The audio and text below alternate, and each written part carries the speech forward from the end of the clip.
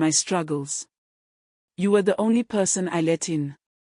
And now I don't even know who you are. I'm still me. No. You're a stranger in disguise. She walked past him, opened the door. Amara. I need time. Please go. 3. The fallout. The days that followed were the hardest Chike had known. He didn't return to the mechanic shop. He didn't eat. His house in Ikoyi felt like a prison now, empty marble halls mocking him with echoes of the life he'd tried to escape. Tolu visited once and shook his head. You got what you wanted, he said. Someone who loved you for who you pretended to be. Chike didn't respond. Meanwhile, Amara ran her store like a machine, efficient, cold, quiet. Her smiles vanished. Her food, once known for the joy it carried, tasted like survival. Kamsi noticed. You seem tired, he said one afternoon. She nodded. I'm fine. You don't look fine.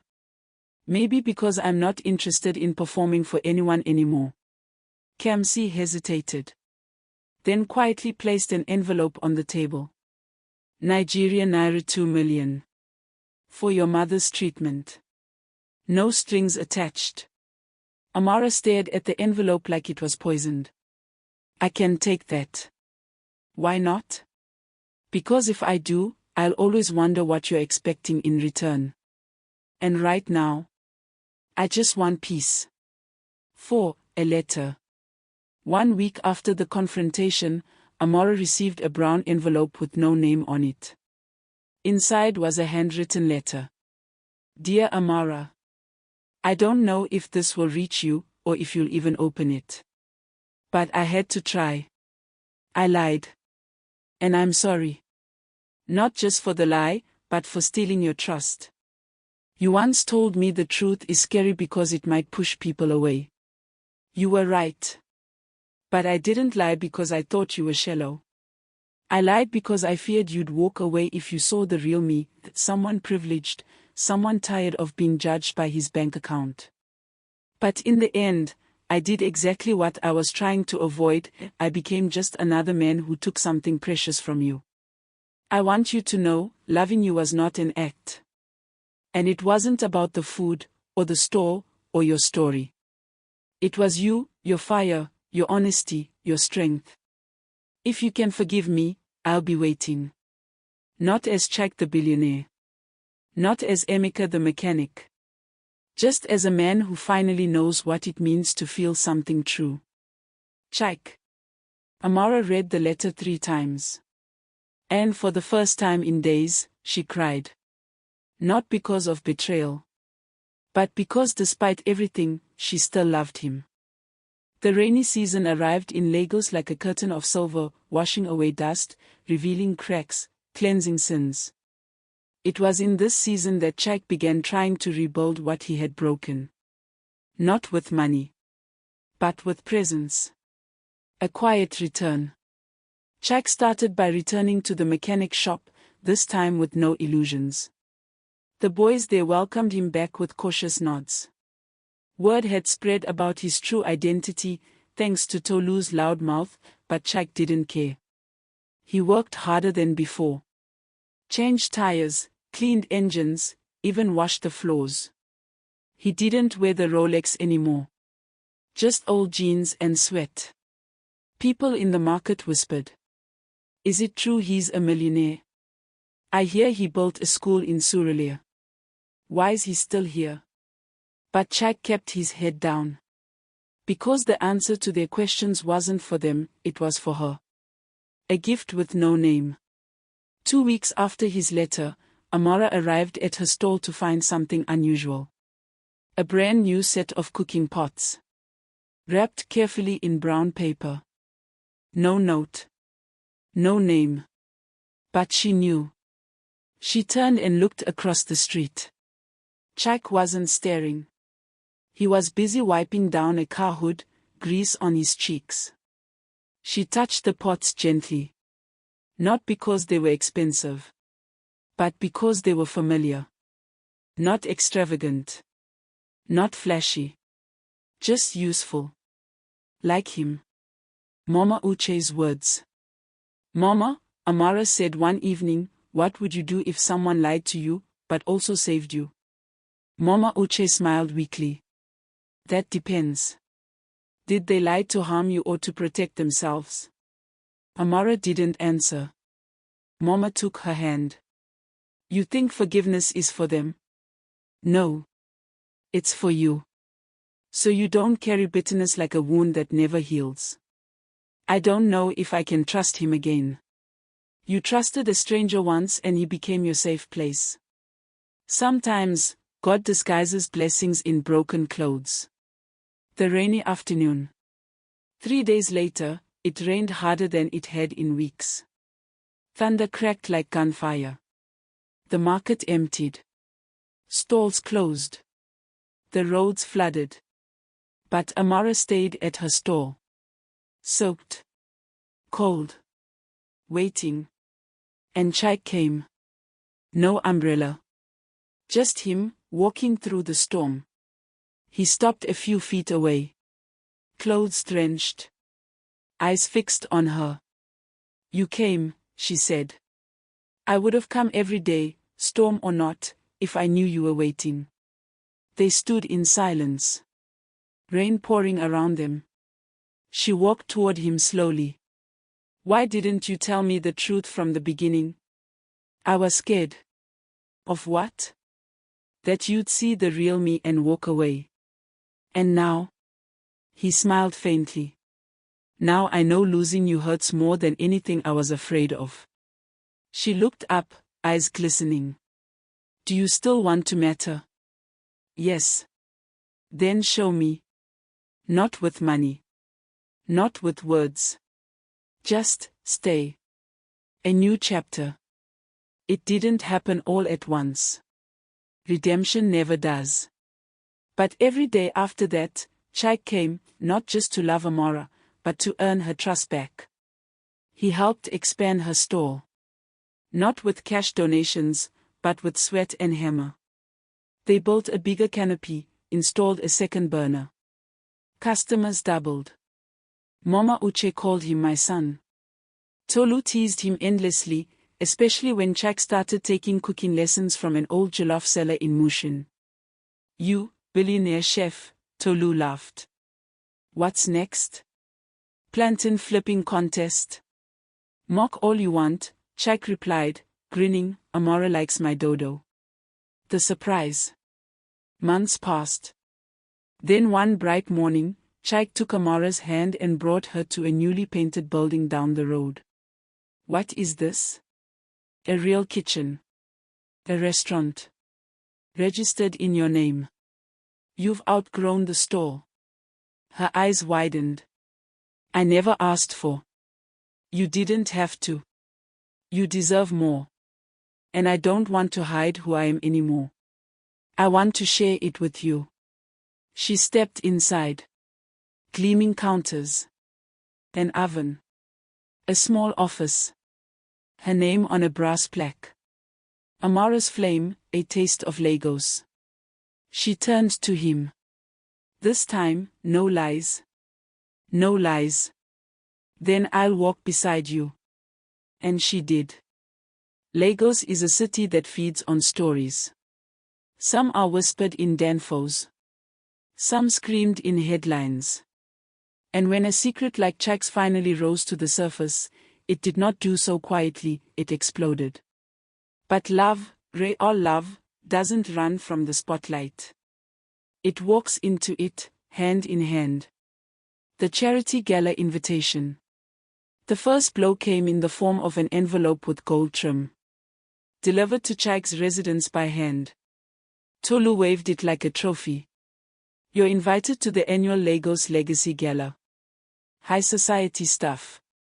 You haven't attended since your father died. Chike opened it with a sigh.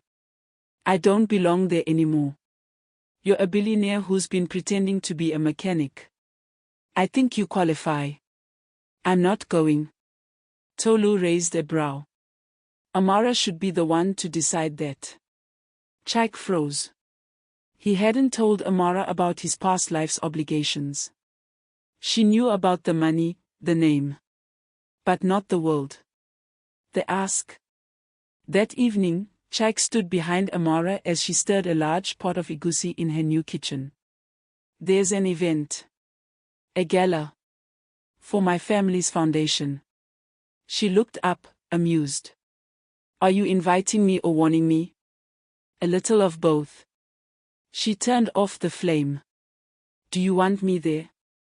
I want you everywhere I go. She smiled. Then I'll come. The night of lights.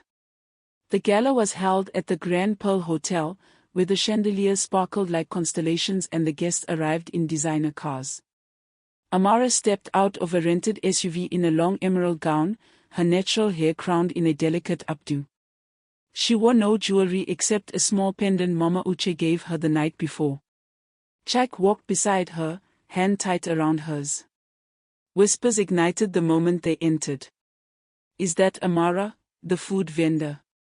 She's the one with the street kitchen in Yoba, right? I heard she tamed the Obi boy. Reporters surged. Mr. Obi, is she your fiancé? Is this your big reveal? Chike turned, voice firm. This is Amara. The woman I love. Not because she fits into this world, but because she taught me how to live outside of it. And then, in front of Lagos elite, he kissed her. The cameras flashed. Headlines were born. But none of that mattered. Because in that kiss, they both felt a stillness louder than any applause. The interview. A week later, Amara was invited to speak on a radio show titled Against All Odds. She was nervous. Her hands trembled. But Chike sat beside her, off mic, giving silent strength. So, Miss Amara, the host began, what's it like dating one of Nigeria's most eligible bachelors? She chuckled softly. I don't know about all that. To me, he's just Chike. The man who helped me wash pots when my hands gave out. What was your first reaction when you found out he was a billionaire? I felt betrayed. I cried. I doubted myself. But then I remembered, truth without trust is like a feast with no salt. You eat, but you don't enjoy. And now, we're learning. Every day. Love is not a reward. It's a responsibility. The backlash. Not everyone celebrated their story. A headline from a gossip blog read, Gold digger or goddess? Mechanic turn mogul's new flame under fire. Chike's board members questioned his judgment. She's not from our circle. She'll embarrass the brand. But Chike didn't flinch. She's not joining my world, he told them in a boardroom meeting.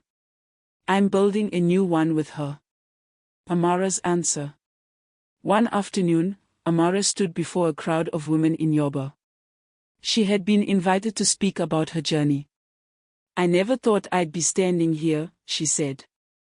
I didn't marry a rich man. I fell in love with a poor man disguised as one. His money came later. What stayed was his heart. The women clapped. She smiled and added, love didn't change me. It reminded me of who I've always been. The sun filtered softly through the gauzy curtains of Amara's new restaurant. Morning light kissed the countertops and danced on the polished tiles. Business was growing. Her staff now included 2 assistants, and a small chalkboard near the front door read, Today's special, love, served hot.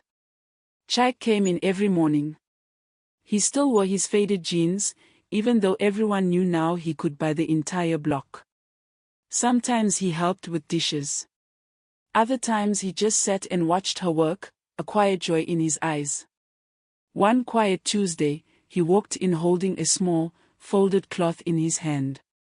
You're here early, Amara said, placing down a tray of fresh puff-puffs. I couldn't wait anymore, he replied. He placed the cloth bundle on the counter and slowly unwrapped it. Inside was a simple ring. Gold. Handmade. Carved with tiny etchings of palm leaves. Amara stared at it, then at him, her breath caught in her throat. I thought of diamonds, he said. Thought of Paris proposals and yacht fireworks. But none of that felt like us. She didn't speak. He stepped around the counter and took her hands. His voice trembled just a little, like the wind before a storm. You were never part of the plan. You were the whole rewrite. Before you, I was just surviving in a golden cage. You gave me hunger, chaos, laughter, peace.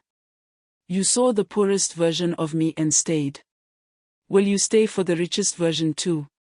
Tears welled up in her eyes. She looked down at the ring. No camera crew, she asked softly. No reporters. No gala. Just us. She smiled, the tears slipping free. Yes, she whispered. 100 times yes. He slid the ring onto her finger. And for a moment, nothing else mattered. Not their pasts. Not the world watching. Not the gossip blogs, the expectations, the old wounds. Only the truth between them. Later that evening, they sat beneath a mango tree in Amara's old compound yard. Mama Uche sipped tea nearby, humming an old folk song. Tolu grilled suya on a makeshift stand, singing off-key. And Amara leaned her head on Chike's shoulder, eyes closed, heart full. I don't want a fairy tale, she murmured. Good, he whispered back. I want a legacy. They didn't need fireworks. They had something better. A love born from fire. And still burning strong. Preparations for the wedding began the next week, and Lagos buzzed with curiosity. Every market woman, banker, and Instagram influencer had an opinion. Shebi he'll fly her to Italy. No, oh, I heard they're doing traditional in her father's village. Imagine food vendor to First Lady of Lagos society. Wonders. But the truth was quieter than the noise. Amara sat in her kitchen with Mama Uche and two aunties, sorting palm nuts for soup. Her fingers were stained orange, her brows furrowed. This is not what I imagined, she said softly. What's wrong? Mama Uche asked. I don't know how to plan a wedding where half the guests wear diamonds and the other half bring firewood. Mama Uche chuckled. Then don't. Plan one where everyone brings love. But it wasn't that easy. Chike's family, what was left of them, insisted on a society wedding. Ballrooms. Politicians. Imported flowers. And most painfully, his uncle, Chief Obeisai, pulled him aside one evening and said, You still have time to make the right decision.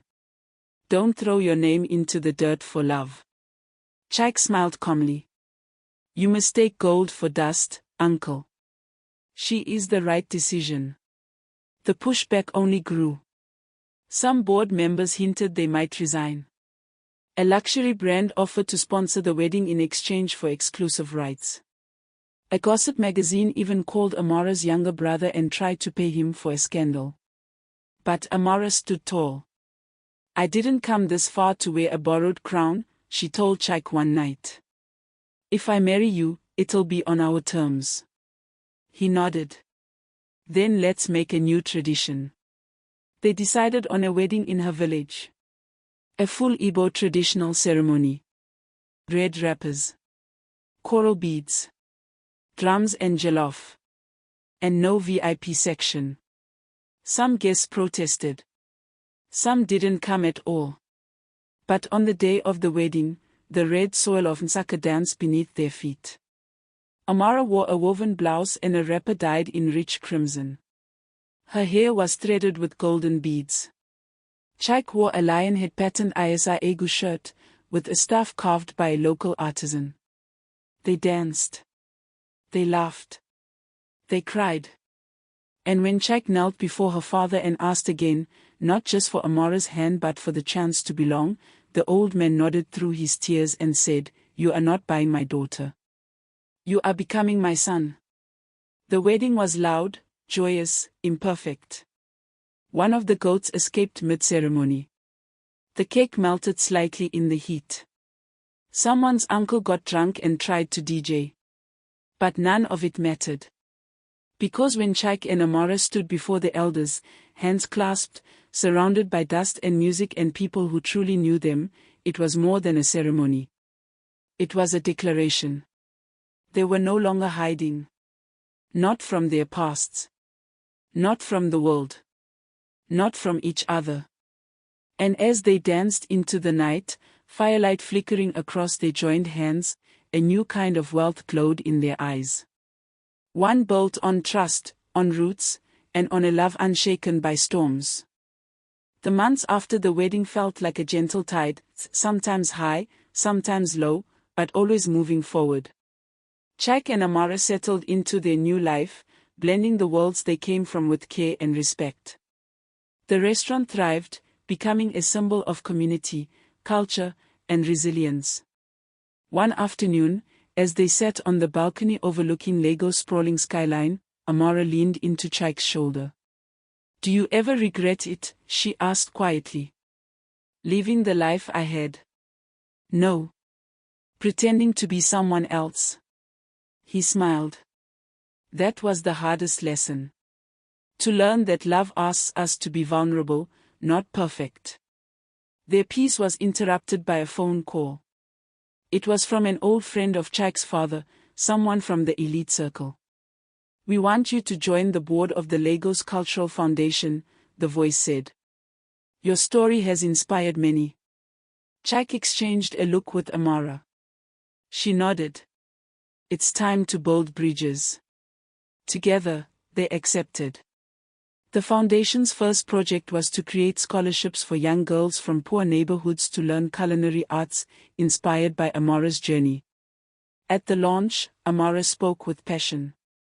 "We are not defined by where we start, but by where we choose to go, and who we walk with." The crowd erupted in applause. Later, alone in their home, Chike pulled out an old photo, him, as Emeka, in greasy overalls, next to a beaming Amara. "From mechanic to mogul," he said with a laugh. She smiled. "From hidden to heralded."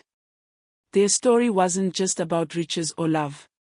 It was about truth, in all its messy, beautiful forms. And in Lagos, a city of 1,000 stories, theirs shone bright. Because sometimes, the richest treasure isn't gold. It's the courage to wear your heart unmasked.